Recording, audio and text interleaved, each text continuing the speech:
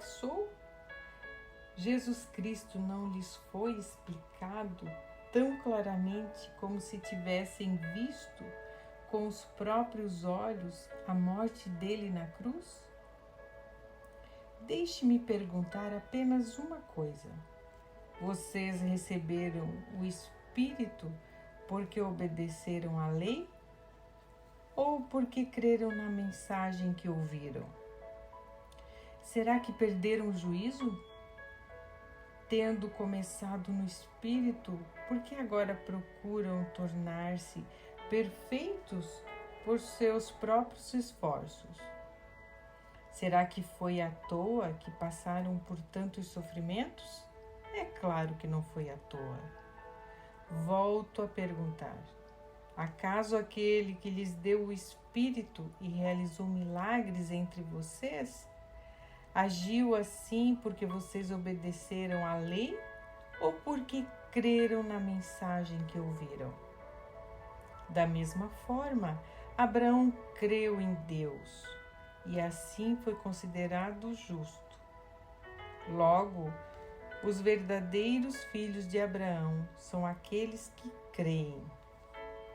As Escrituras previram esse tempo em que Deus declararia os gentios justos por meio da fé. Ele anunciou essas boas novas a Abraão há muito tempo, quando disse: todas as nações da terra serão abençoadas por seu intermédio. Portanto, todos os que creem participam da mesma bênção que Abraão recebeu por crer.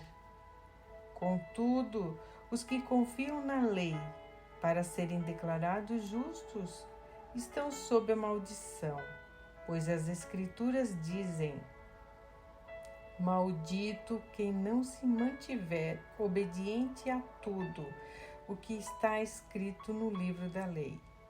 É evidente, portanto, que ninguém pode ser declarado justo diante de Deus pela lei. Pois as Escrituras dizem: o justo viverá pela fé. A lei, porém, não é baseada na fé, pois diz: quem obedece à lei viverá por ela. Mas Cristo nos resgatou do mal, pronunciada pela lei, tomando sobre si a maldição por nossas ofensas. Pois as Escrituras dizem: maldito todo aquele que é pendurado no madeiro. Por meio de Cristo Jesus, os gentios foram abençoados com a mesma bênção de Abraão, para que recebêssemos pela fé o Espírito prometido. A lei é a promessa de Deus. Irmãos, apresento-lhes um exemplo da vida diária.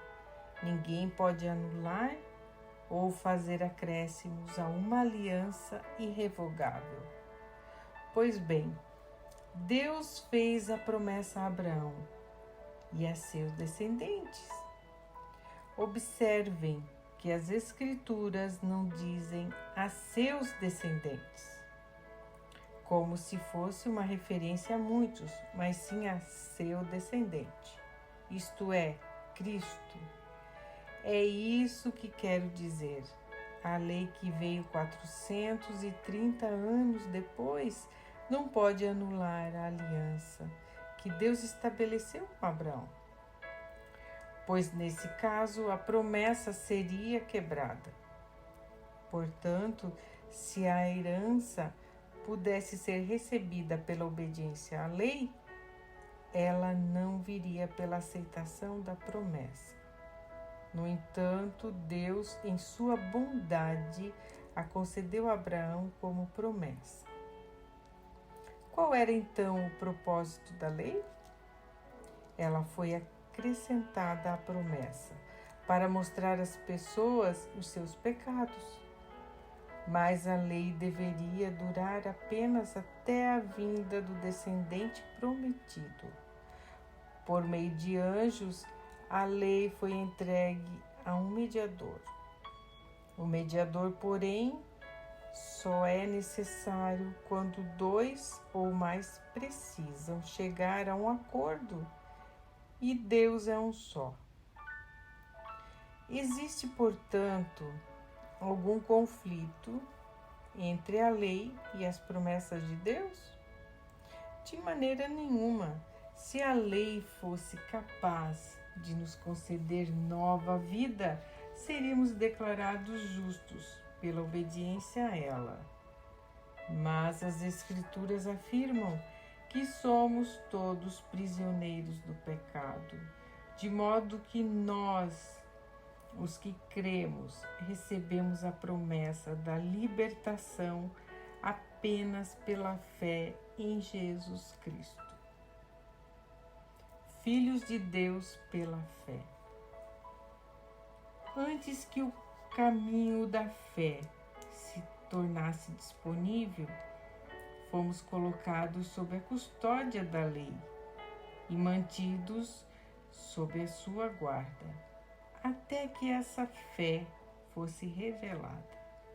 Em outras palavras, a lei foi nosso guardião até a vinda de Cristo. Ela nos protegeu até que, por meio da fé, pudéssemos ser declarados justos. Agora que veio o caminho da fé, não precisamos mais da lei como guardião, pois todos vocês são filhos de Deus por meio da fé em Cristo Jesus. Todos que foram unidos com Cristo no batismo se revestiram de Cristo. Não há mais judeu nem gentil, escravo nem livre, homem nem mulher, pois todos vocês são um em Cristo Jesus. E agora que pertencem a Cristo, são verdadeiros filhos de Abraão, herdeiros dele segundo a promessa de Deus.